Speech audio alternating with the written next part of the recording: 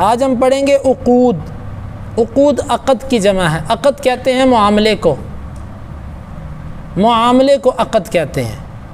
عقود کا معنی اور اس کی مراد یہاں پر یہ ہے کہ خرید و فروخت کے وقت دکاندار کہہ رہا ہے بعتو، میں اس چیز کو بیچ رہا ہوں، اور سامنے کھڑا ہو کر خریدار کہتا ہے اشتری، تو میں اس کو خرید رہا ہوں، اس وقت یہ انشاء ہوتا ہے۔ یہ بڑی توجہ سے سمجھیے گا، یہ باریک چیز ہے۔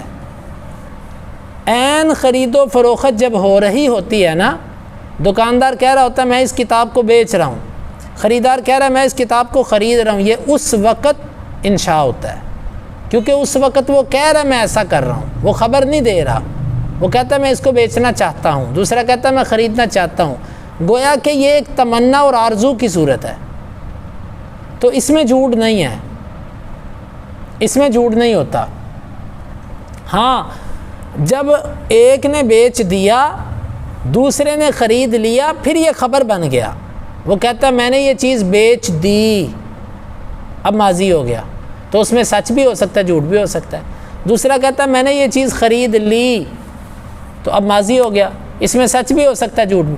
یعنی کہ عقود اگر عین خرید و فروخت کے وقت دیکھا جائے تو یہ انشاء کی قسم ہے، لیکن جب وہ وقت گزر گیا، عین جو آپس میں معاہدے کا وقت تھا جب وہ ماضی بن گیا، پھر یہ جملہ بھی خبریہ بن گیا، پھر انشاء نہیں رہتا۔ بات سمجھ آئیے آپ کو؟ الحمدللہ۔ عقود یعنی معاملہ، جیسے بعت واشتری، تو میں نے بیچا اور میں نے خریدا۔ ساتویں قسم ہے ندا۔ ندا کا مطلب ہوتا ہے آواز دینا۔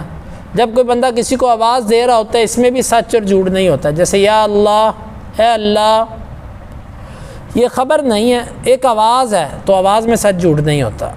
آٹھویں قسم ہے عرض۔ عرض کا مطلب ہوتا ہے کسی کو کوئی تمنا پیش کرنا، یہ تمنی کے قریب قریب چیز ہے۔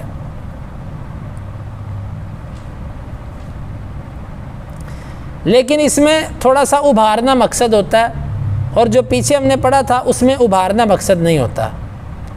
جس طرح پیچھے ہم نے پڑھا تھا کہ جو ہے نا کاش کہ زید حاضر ہو، لیکن یہاں پر کیا ہے الا تأتینی الا تأتینی فأعطیک دینارا، تو میرے پاس کیوں نہیں آتا کہ میں تجھے کوئی دینار دوں۔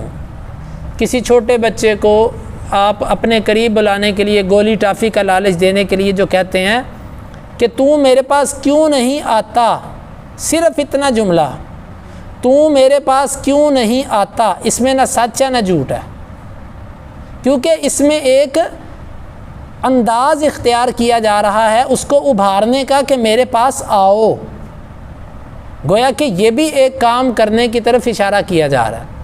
اس میں خبر نہیں ہے کوئی بھی، اگر خبر ہوتی تو اس میں سچ جھوٹ ہوتا۔ عرض، جیسے آپ کے گھر پہ کوئی مہمان آتا ہے، یا آپ کسی کو فون کر کے کہتے ہو یارا میرے پاس کیوں نہیں آتے، آیا کرو نا، زیادہ آیا کرو، یہ ایک عرض ہے، آپ کی ایک درخواست ہے، پیشکش ہے، اس میں سچ جھوٹ نہیں ہوتا۔ الا تأتینی فأعطیک دینارا، تو میرے پاس کیوں نہیں آتا کہ میں تجھے دینار دوں۔ نمبر 9 قسم۔ قسم بھی ایسی چیز ہے کہ اس میں خالی کلمہ قسم کے اندر سچ جھوٹ نہیں ہوتا۔ واللہ، اللہ کی قسم۔